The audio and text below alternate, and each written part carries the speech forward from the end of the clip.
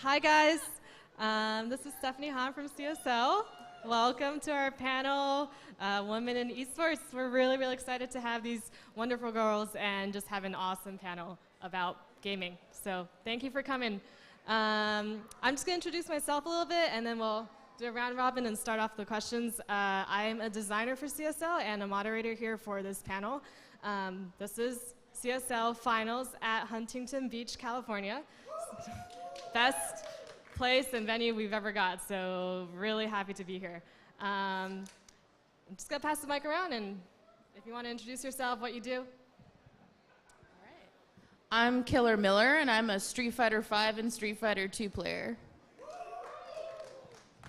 I'm Shannon, and I'm the Vainglory team captain for CLCOB.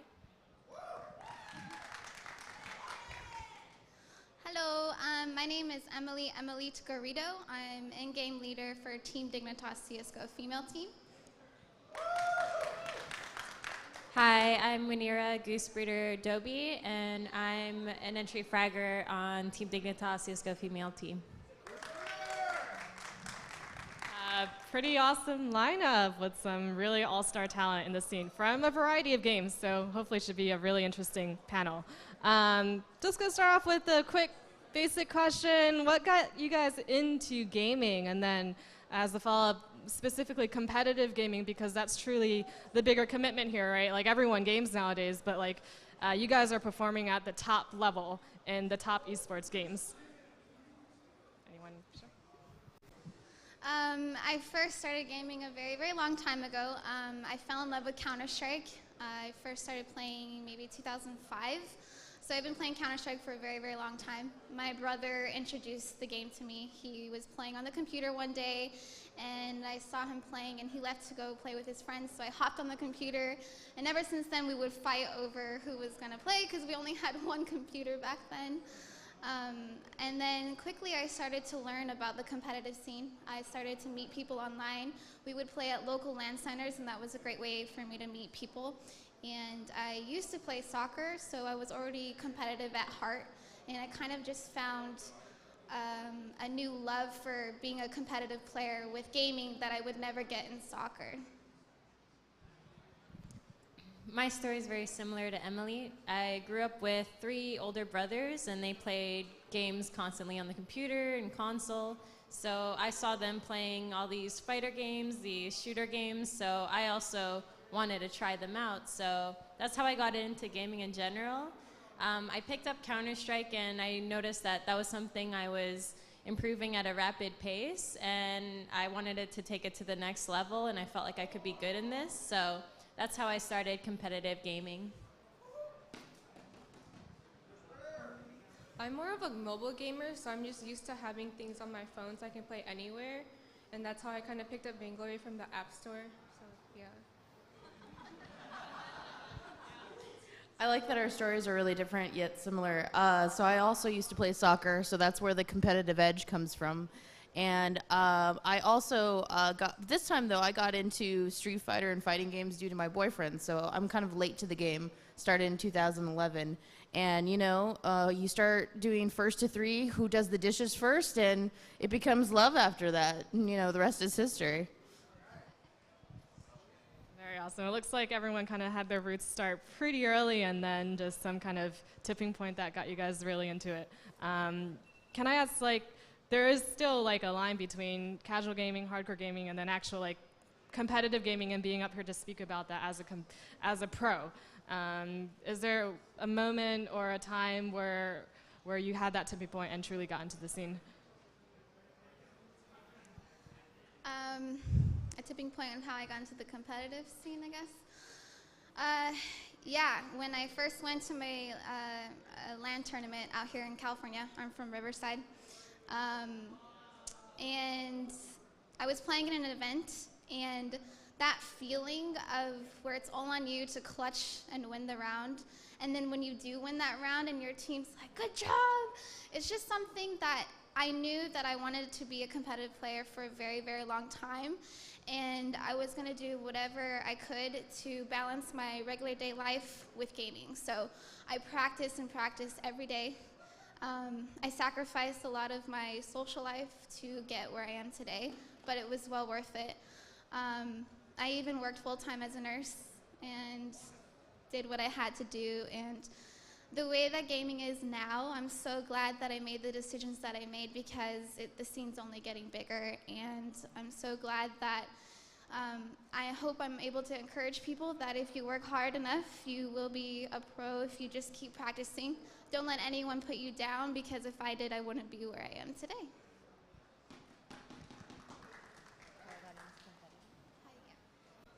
So it was kind of just very natural for me. I never really thought I would be where I am today. I just played a lot of Counter-Strike, and like I said before, I realized that was something that I was progressively getting better at a quick pace, and I thought, why not take it to the next level? So I played a lot even when I wasn't on a competitive team. So all that changed really was I just put the hours I spent playing into a team, and I got better that way. And like Em said, I'm really glad I did that. It's just something I'm really good at, and it was just kind of like fit a nice piece into my life. So I'm glad that I'm doing this now.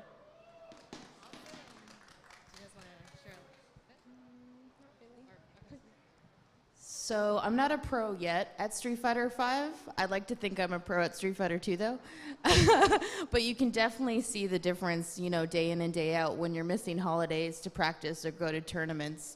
You know, you definitely see more hours out of your own personal life, like they were saying, or in general, you know, having to choose between family time or Street Fighter time. So I hope I'm making the right choices. I love this community, and I can't wait to see it grow bigger and better.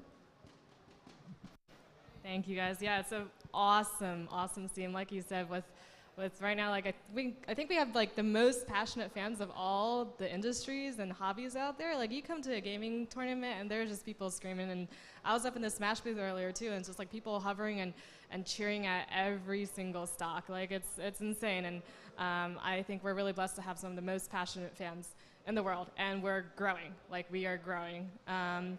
So you guys talked a lot about sacrifice and like how the schedule is, because you do have to stay at this kind of top level, right? So, and that involves a lot of time spending into the game itself. I know you guys in particular have a pretty, I don't want to say regimented, but it's certainly a training schedule that you guys follow closely to. And then I'm also very curious to hear how you guys schedule that time for yourself, because you don't have that scale of an organization to do it for you guys. Who want to start? I'll start. Okay. Yeah, so since I'm the leader of the team, I kind of created our practice schedule. I kind of wanted to make sure that we're playing and putting a lot of hours into CS. So we were playing from 3 p.m. until 9 or 10 p.m., so that's a really long time with each other. And then outside of practice with the team, we would have to watch demos, study ourselves, practice nades, and death matching. There's a lot of practice that goes into what we're doing, so we're actually playing for maybe 10, 12 hours a day sometimes, with rest. So, you know, it's, like I said, it's a lot of practicing that we have to do to get where we are, and we just got moved up in ESCA League as well because of it, and you know, our goal at the end of the day isn't to keep winning these female events. We just got back from Katowice not too long ago, and we won that event. So now our goal is to move up in ESCA League and keep playing that way, and I believe that our goal needs to be reached by practicing a lot.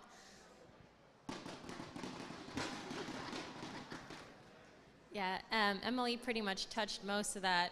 We generally have this discussion a lot together, actually, and these female tournaments are actually really great for a starting point. Like Em said, for our practice schedule, we do compete in mixed tournaments all the time. We actually play in an online league that we just finished playoffs for. Like she said, we got moved up a tier in the league, so that's something we've been doing. And for our practice schedule, I'm pretty much touched most of that for us. Something that's very important to me is to play a lot and put a lot of time in individually to get better. When you're on a team, some games are different, they might be individual, but when you're on a team, you work on being a better team together, and then you work on being a better individual in your own time, and that really counts as how you can make yourself better and then make your team better that way.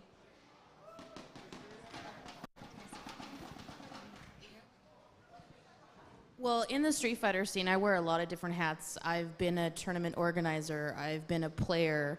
I've ran events. I've done the social media aspect for it. So just in that regards, you're always trying to get a lot of new players. And of course, if I see any females at a tournament, I'm always pushing for them as well to join. And I guess I could easily say for that question is, yeah, it takes a lot of time. It does take a lot from your day, and I think it's worth it in the end. You know, you're always trying to make the scene bigger and better. So if that's what it takes, is putting on different hats, being a TO, getting more people into it, I'm all for it.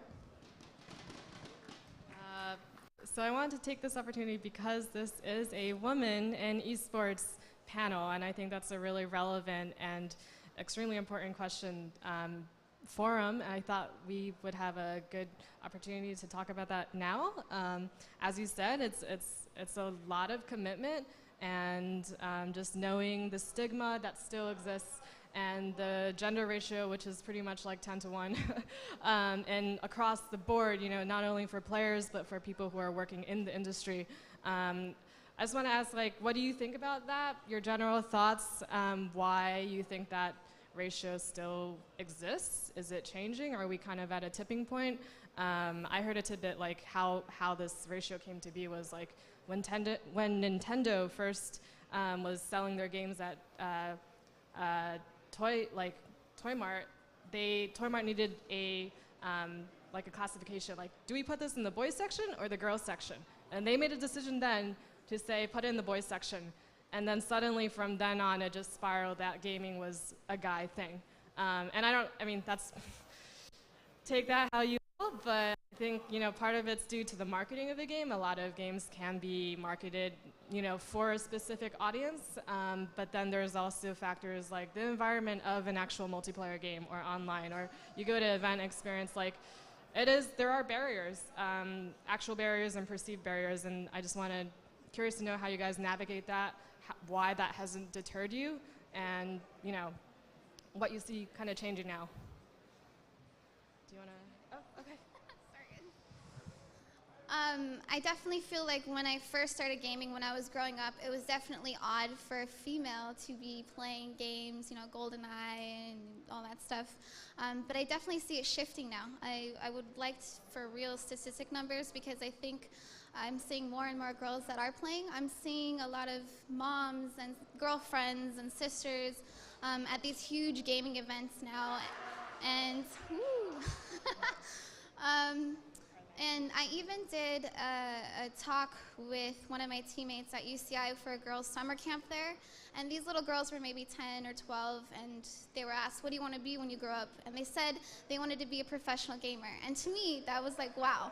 You know, when I was that young, I didn't even know what a professional gamer was. So the way that the esports industry is shifting, I definitely feel like it's a very equal game. We're seeing everyone and anyone who's interested playing. And I think people like us and my team are the role models for where this is going to eventually go.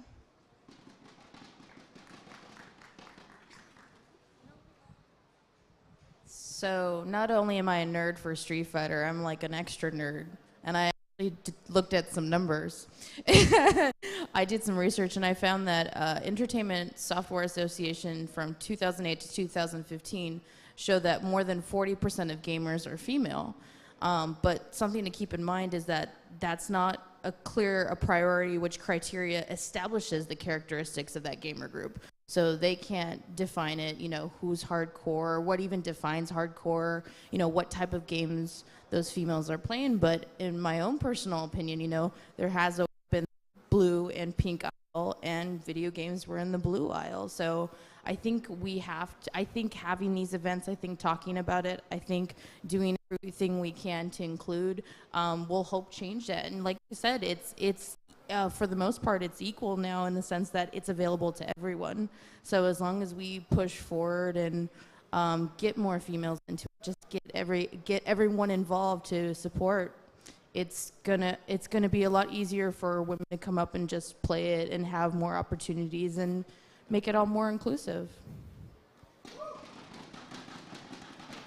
I think that there are a lot more Vainglory players that are girls than you think, because I'm part of this Discord server called Girls in Glory, and it's like a big community where like all the girls like to play together, and like that's how I get to know other girls that play Vainglory. Definitely a lot more involvement across the board. I think that's pretty clear. Like professionally, we're seeing Gigori picked up by Shanghai Dragons in Overwatch League, Smash Sisters being a big part of Smash scene, and like here, I don't know, look at the audience around you. Like it's a really awesome mix, and it's really diverse, and I think that's bringing a lot to the scene. Do you guys think, because you guys, like CSGO for example, has a specifically all-girls team, and then there's Overwatch League, which just, you know, kind of picks and chooses, and they just happen to only have Gigori at the moment, unfortunately. But do you think, like, what will it take? Do you think games and esports organizers should make a concerted effort to push, like, all-female teams, for example, to be in the league? Or what do you think is, because I think it's still kind of slow, right? Like, we're still seeing, especially on the front page and in the actual tournaments, most people are still guys, which is not an issue, but the fact that we find it, like, there are... Hello, okay. I think a lot of these barriers that we've been talking about are preventing that from being a bit more diverse. So I'm just curious, like, what do you think, should there be more push? Do you think this system is currently working? Are you guys trying to, I mean, you guys being in the scene itself is helping tremendously, but like any specific? So I've been a part of the female community for a couple years now, and I've seen a clear change in how many females have participated. Our own team is a great example. In North America, there was just one team, and this team was created, and that was a team to try and, you know, beat the, you know, the one team of the best players. This team got created to try and be the next best team, and more teams like that have been starting up, and I've seen tournaments like Copenhagen Games that went from like 20 teams to 32 teams participating, Europeans, North Americans from all over the globe. And I've seen that these tournaments really have been making a difference, and just like you said, I'm actually a part of a Discord server too, where we just have a bunch of women in there who just play together, and there's a lot of girls in there that you just don't know about. And it's about trying to get them into the competitive aspect. A lot of girls, like you said, you had some statistics, 40%, but you're not really sure whether they're competitive. It's hard to say, but there definitely are female gamers. It's just about bringing them to the competitive aspect if they want to be. And it's also about like not only competing in female tournaments, but also letting yourself play against anybody. There's plenty of mixed leagues you could participate in. We play in a North American league called ESCA by ESL, and we play against everybody, women, men. And it's really important just to get that competitive edge. So I definitely do think these female tournaments are working, and I think it's definitely a good step in the direction, and panels like this are also a good step in the right direction. So just because I come from the fighting game scene, and typically, you know, there aren't all female teams for the most part, but there's not teams in general unless you're part of a sponsor together. So I'm just curious, you know, we're very spoiled. We have Smash Sisters and we have Combo Queens. We have these events just to encourage women to participate. Is there any like mixed teams on the CSGO side or in any FPS? And how does that, can you guys elaborate more on that? I'm just super curious myself. So it's definitely not limited. There's actually some mixed teams. I've played on some myself. I'm sure Em can touch on it too. I know she's played on some herself as well.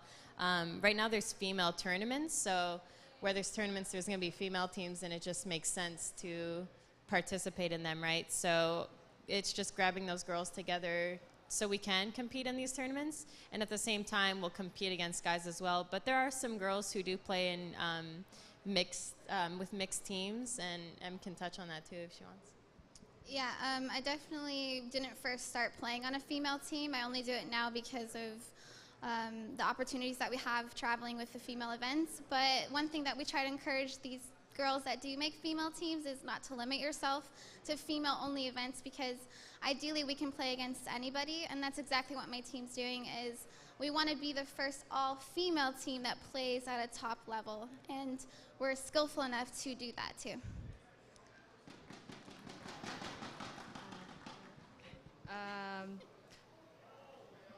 I'm also curious, so we have some team games here, and then we have a solo game, and I think they're extremely different environments to be competing in. Can you guys just talk about, like, first of all, I guess what drew you to the games that you are now fully committed to?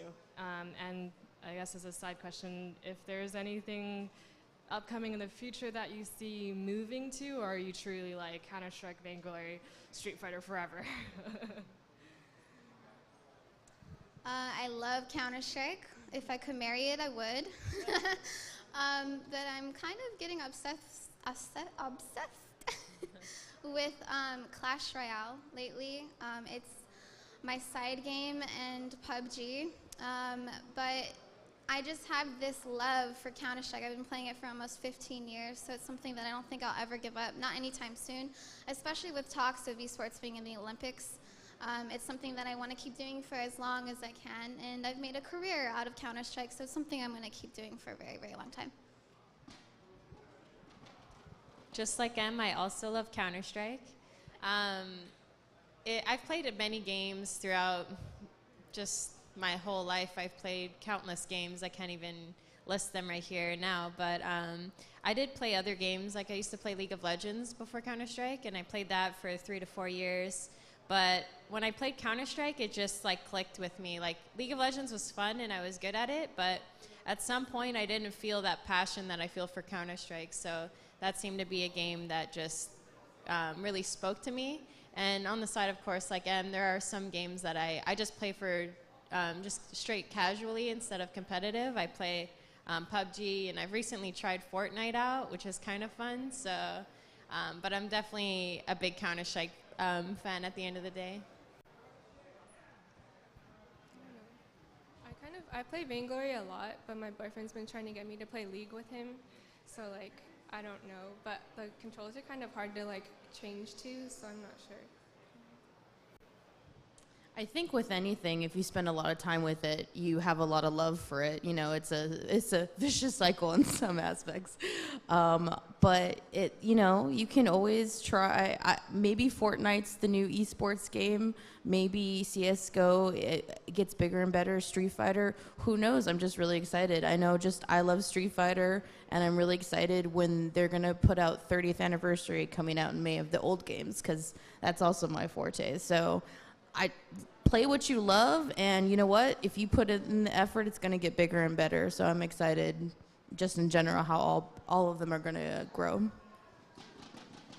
Yeah, Counter-Strike's been out like forever, and World Cups has still like the most, like easily 1 million streamers on Twitch, and like Smash Melee has also been around forever. We're having a increasing we are having less and less CRTs in the world every day because they don't make them anymore, but yet it's growing like crazy. So just goes to show how fluid and also how sustainable I think this industry is really going to be, especially with all these super exciting, like new, very popular, streamable, and entertaining games to play and watch. I'm personally very excited to see where PUBG is going to land. That thing has blew up beyond my expectations.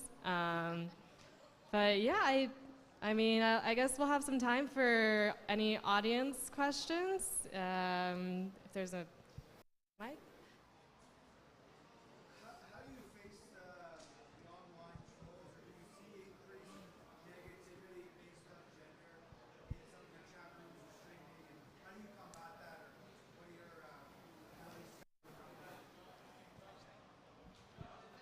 So I think with anyone who's in the public eye, they're gonna meet trolls no matter where you are, what gender you are. You could be perfect and you'll still have trolls in your chat. To me, I have trolls on the daily in my games, and it's just something you just ignore. Just play your game. At the end of the day, you're not there to, you're just there to play, right? So if people give you negativity, just mute them, just carry on and do what you're there for. Play the game, enjoy the game. And anyone who's there to try and disrupt it, just make sure you remind yourself why you're in that game, and it's not to be harassed or anything like that, just to enjoy the game. Yeah, no, that's a great question. I think it's kind of like also, you know, one of those elephant questions, because girls do get a lot of flack for the sole fact that they are girls. I personally play a lot of games too, and like sometimes like the moment you speak into the mic, like just like, hey, like who's got a mic, and then everyone's suddenly flaming you for no reason. But you know what? You pick that like DPS hero. You pick, you know, the carry role. You like get on stage and you like pick what you want to play. Like I think that's actually changing a lot, and girls are like, you know, across the board.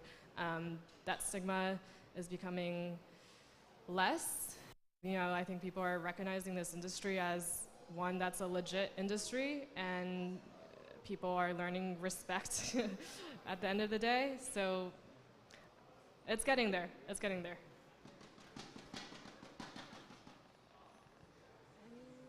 Yes. Are you tired of the just getting good questions?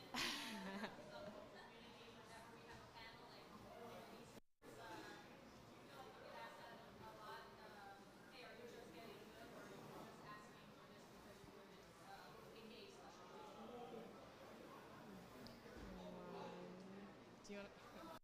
Looks like you have lots to say. When you're at any tournament, I think just in general, as human beings, you should treat everyone with a certain level of respect, and that's what I usually tell people. And then from there, depending on your actions, you can lower that respect or elevate that respect.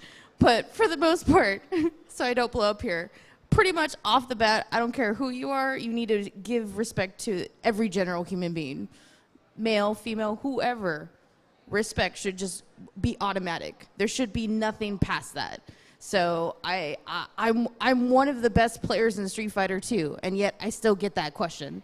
So there's this amazing player, Kayane. She's known as the Soul Calibur champion, and she still gets that question. I mean, this woman has won multiple championships. Her Wikipedia page continues to scroll down, and there's still not that general nugget of treat everyone with respect no matter what should be just the foundation. So I don't blow up and elaborate more. Take this mic from me. No, it's good to be passionate about it. It is something that we should be passionate about. Yes?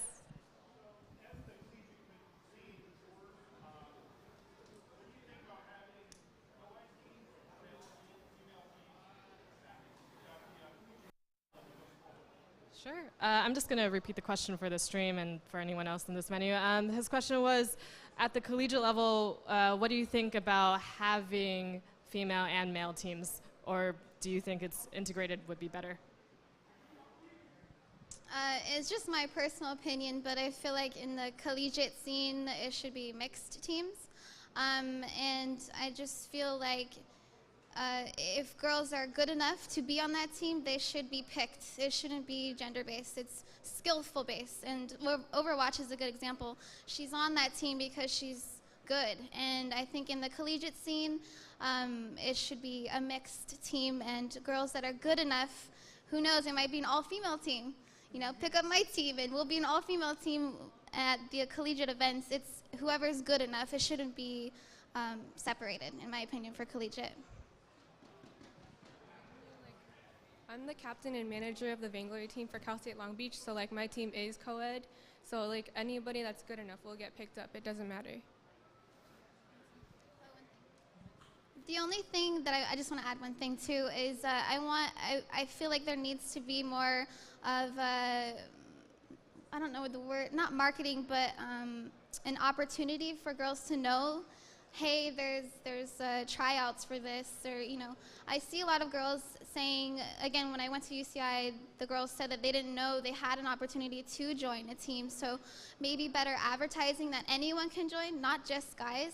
Then they'll actually start trying. If they don't make the team, they'll start practicing and getting better for the next tryouts and so forth like that. I could actually add to that too. Yeah.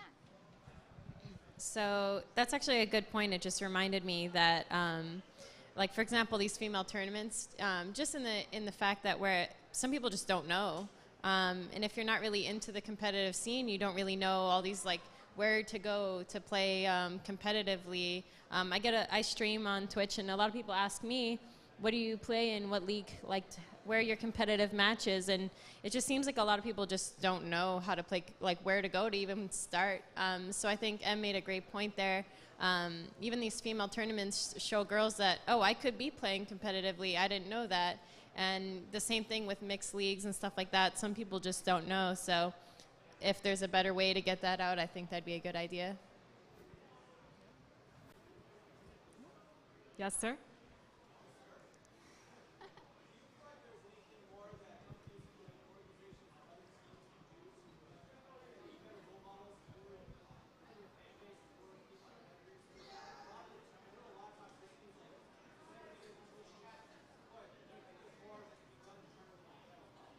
Sure. Question was, do you think there's more on the company and organization front that can be done to help this problem of, toxicity and to help ultimately girls join the scene?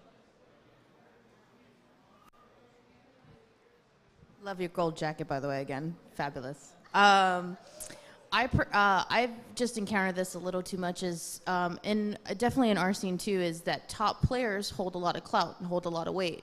So if they say something sexist or if they say something, they should be held responsible for it. Sadly, in our scene, it goes by the wayside sometimes, and there's not ramifications or repercussions. So me personally, I'd like to see more of that. The big, these are the people with money, and these are you're sponsoring these players. They should be held accountable if they're saying something stupid. That's attached to your brand now too. Now I'm gonna think Hot Cheetos is a sexist garbage person because your player said this. I don't want to think that. So I think the companies who are sponsoring players, if the players say something very sexist, they should be held accountable, and there should be some ramifications personally. And we're dealing with that right now as we speak. So yay.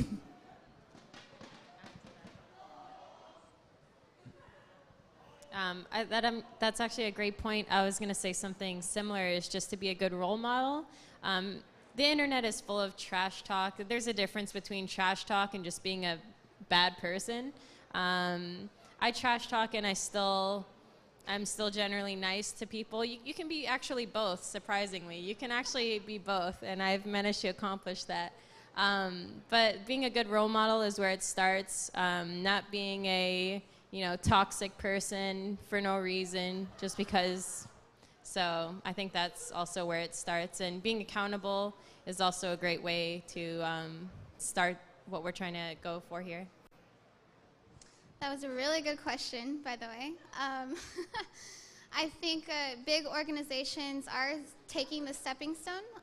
My team, for example, Team Dignitas, they're partnered with the Philadelphia 76ers, and we go to Philadelphia a week before we do training, and we get the same treatment that the NBA players get. So they don't treat us any differently.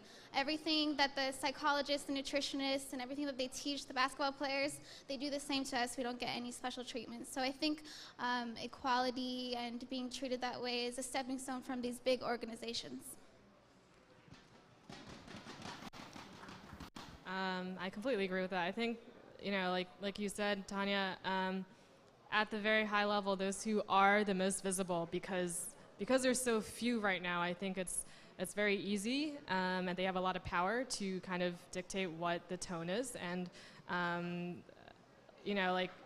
before, gaming was not really a professional thing, but the top leagues made it so, and now we have casters in suits. Shout out to your gold suit there. But and that's not necessarily related to, the girls, girls in esports, but if they can make something that was considered just like an indoor basement hobby into a professional sports industry, I think they have just enough power to do that, considering, you know, the people that actually play their games.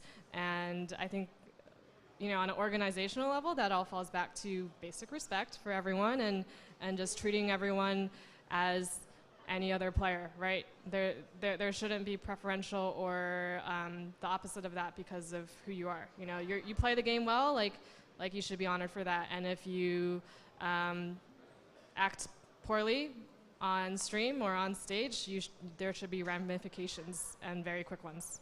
So.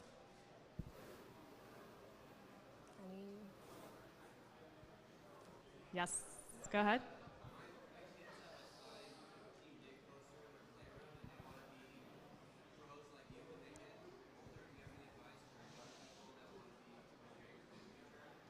So we have some awesome people at this venue who are really looking up to you guys as role models, and the question was, you know, any advice for them, any words of inspiration? Well, we all started at that point, right? Not all. No. Hello? Okay. Test? Okay, we're good. So no one knew they were going to be a competitive gamer as a kid. So I think just if you know you want something, just work hard for it. It's like anything. Even if you want to be a doctor, work hard to be a doctor. If you want to be it's just anything you want to do in life. If you want to do something, work hard and just have the right work ethic and just really be driven for that goal, and you'll get wherever you want to get. Wherever you want to go, you'll be as long as you work hard. So that's my advice. Do you mind if everyone shares, just could be a sentence, just words of advice? I think that's really important because that's our next generation. That's our current generation who are going to be in the scene. So. I feel the same way you do, Goose. You have to be passionate about anything, and like you said, just never give up. There's always going to be bumps in the road. People are going to try to put you down, but if it's something that you truly love and you truly want to do, don't give up and you will reach your goal that way. I'd say like set aside time to practice and make sure you get all the practice in you need, and like be satisfied with yourself, and like don't let anything get you down. Like they were saying, work hard, but on top of that, I believe in you. Whatever your plans are, I believe you're going to do it. So.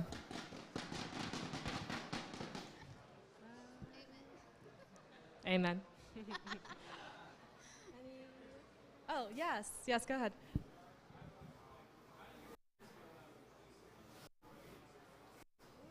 Sure, great question. How do your parents feel about your current profession?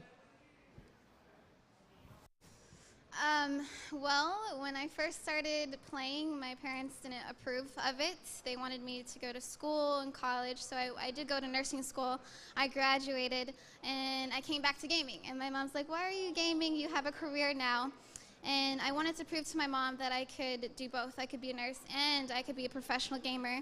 And that's exactly what I did. And now that my mom sees that I'm traveling overseas, I'm going to France and Poland and Macau, my mom's like, wow, this is actually an amazing job. So my mom's like, quit your nursing job, just keep being a professional gamer now. So, you know, like I said, if your parents don't approve of it now, just prove them wrong and keep doing what you love to do. Similar to my mom wasn't all for my gaming. I would stay inside all day, every day, and just play on the computer, so she was wondering what was wrong with me. But she kept telling me to go outside and get some sun. But now that she sees that what I was doing actually paid off, then she sees me traveling to events all the time, and now she couldn't be happier.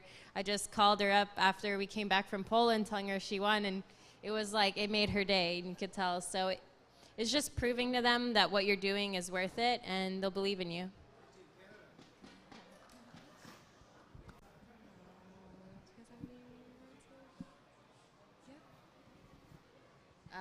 My mom was actually the one who took away video games till I was 14. I was, I could have been a lot better by now if you hadn't done that.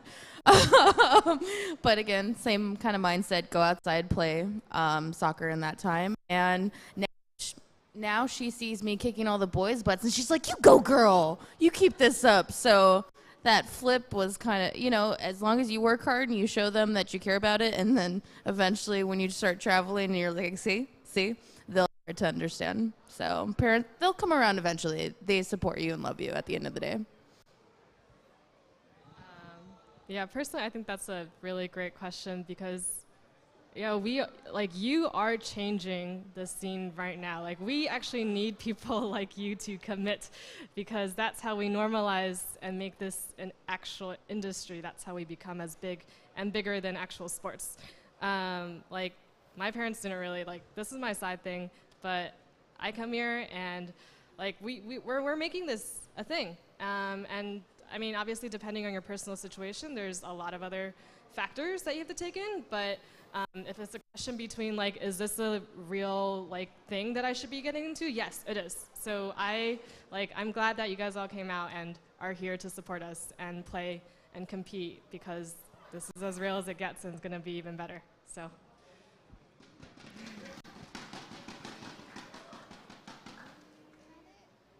Okay, I'm gonna take, I think, one more question for the crowd. Okay, yes, go ahead.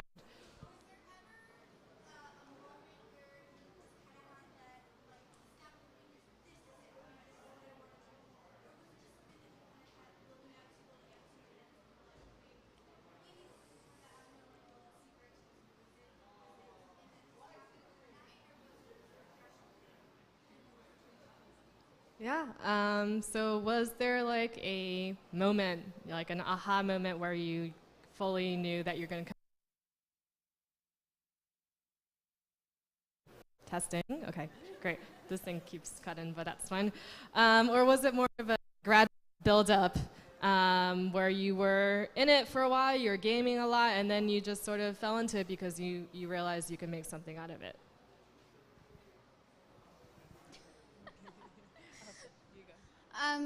I think the thing for me that flipped was where I wanted to commit. I had to kind of choose between nursing and gaming. I decided to do both, but my very first international event, I made a team, and we flew to France, Paris. That was where my very first event was. We had no sponsors. We had to all pay for our own flights back then. So, you know, it was a huge sacrifice. Some of my teammates even used some of their college fund just to go to this event. And the flipping point for me was, it was our very first event, and we made it to the finals. And when I got on stage, because you had to make it to the finals in order to go on stage, when I got on stage, you know, I kind of embraced the moment. I looked around, I looked at my teammates, I looked at the crowd, this huge crowd in France, and this feeling of being on stage with my amazing, I call them my sisters now, my amazing teammates, and looking at the crowd, this was the turning point for me where I knew this is what I wanted to do for the rest of my life as long as I could.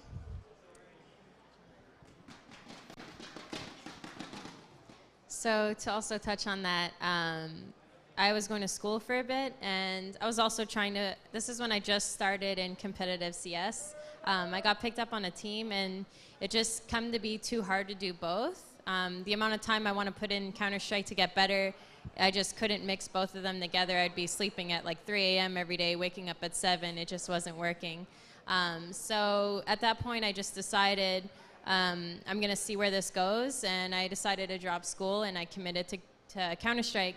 And I just knew, like, I was never sure what I wanted to do growing up, and I just knew that this was something I was good at, and so it's just something that just felt right, and I just rolled with it. So for me, it was kind of progressional because, like, I didn't think that I could get to the competitive level, but then when I found out that CSL existed, I thought of testing? Oh, okay. So I wasn't sure if we could get 3 people from the same school to compete in this competition. And then once we found that third member, and he happened to be like at the same like skill tier as us, and like after the first our first practice together, that's when I knew that like we had a real shot at this, and we won. So yeah. Girl, I'm still balancing that question myself. Let me be real.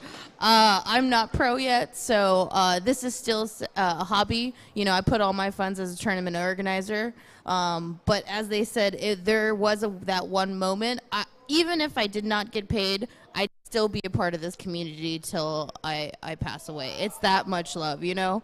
So even if I don't get to the pro level or what may have you, I still want to be a part of it. I still want to support. You know, that first tournament, that first, you know, hype moment, you still strive for that. It's like a drug. I love it. So, girl, we're going to have to figure that out together.